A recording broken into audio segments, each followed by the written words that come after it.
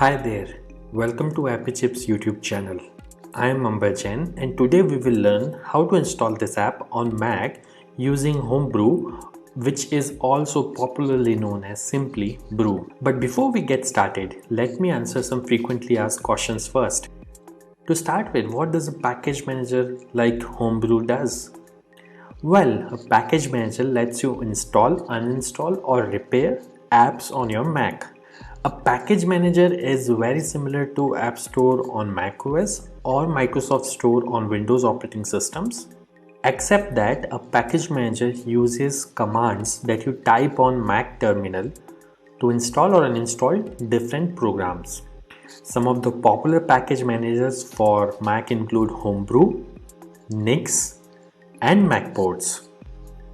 And if you are coming from a Linux background, you will feel at home with Homebrew, especially if you have used package managers like apt, pacman, yum, etc. on Linux based operating systems. Next up, is it safe to install the Mac apps via Homebrew? Short answer, yes. In fact, Homebrew is the most popular and thus most widely used package manager on macOS. Moreover, Homebrew is a non-profit member of Software Freedom Conservancy Foundation, also known as SFC Foundation. Many other open source projects like Git, BusyBox, Samba, Wine are all part of this Software Freedom Conservancy organization. Also, you might be surprised to know that Homebrew is the most forked project on GitHub and it has the largest number of contributors on its GitHub repository. Many devs at organizations like Google, Apple, Dropbox, Stripe, etc. use Homebrew to set up different development environments on their MacBooks and iMacs. Next question. Can you use Homebrew to install programs on Apple Silicon or more popularly known as M1 MacBooks? Again, yes. Starting version 3.0 of Brew, Apple Silicon is now supported on Homebrew. In fact, Homebrew also supports programs that are at the moment only supported via Rosetta 2 on Apple Silicon. Now that I have answered your questions on safety and compatibility of Homebrew, let's get to the installation process. Before we can install anything using Brew, we need to install the package manager itself, that is Homebrew, on your Mac. So let's see now how can we install Brew on Mac. Let me open my Mac here. First, you need to press Command and space on your keyboard. This will open Spotlight Search on your Mac. And then you have to type terminal.app. You will see this terminal app. Simply double click on it to open terminal. Let me maximize this terminal window. Now we need to copy paste the command to install Homebrew from the Brew website. So open your web browser and simply go to the website brew.sh. Once you are on the website, you will see this section called Install Homebrew, which has a command that you can simply copy by clicking on this button over here. Once it is copied, you have to go back to terminal, right click, paste. Now that the command is copy paste over onto this terminal, press enter. This will start Brew installation. Now it is prompting me to enter my user's password on Mac. I am going to type the password now, but it won't be visible on your terminal. Once you have entered the password, simply press enter, and if the password is correct, the script will continue. Now it is saying press return to continue the installation. I'll press enter here, and this will start the installation of Homebrew on my Mac. Let's wait for this to finish. As this message here says, installation successful. So that's it. Brew is successfully installed on your Mac now.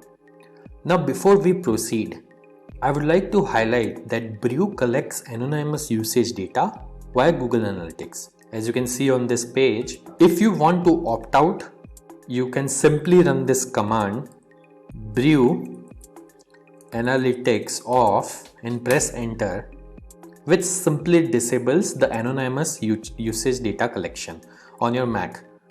Now let's update the package database locally by pulling the metadata of the latest packages on a local map from the central brew repository. This should typically take less than a minute to complete depending on your internet connection speed. To do so, simply type the command brew update and press enter. As you can see, my local brew database is already up to date because I just installed brew on my system.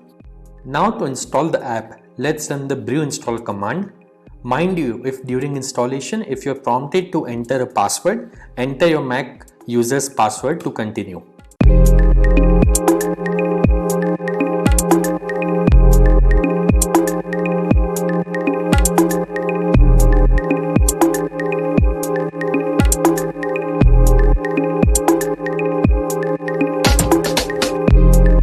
That's it. The installation was successful.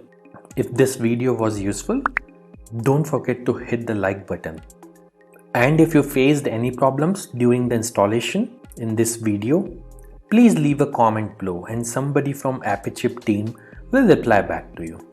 If in future any app installed using brew stops working, then you can simply reinstall it using the command brew space reinstall space the name of the program. For example, I'll try to reinstall this program called Hello, which is already installed on my system. As you can see, it is downloading the program and it says reinstalling Hello, and now Hello is successfully installed. And if you want to uninstall any app installed using brew, simply run brew space uninstall space the name of the program. In this case, I will try to uninstall the program Hello, which is already installed on my system. As you can see, within a few seconds, it says the program is successfully uninstalled. Also, over time, brew might end up consuming disk space on your Mac as it keeps installers of the programs that you had installed on your hard disk in a cache directory. So you can use the brew space cleanup command once every 6 to 12 months to free up some space on your Mac. This command removes app installers and older versions of the packages only. It would not uninstall any of the apps that you have installed. As you can see, brew cleanup was successfully run on my system. So do subscribe to our channel as we have tutorials for installation of over 9,000 programs on Mac, which will come handy. If you need to install other apps on Mac in future, chances are that we have got it covered already.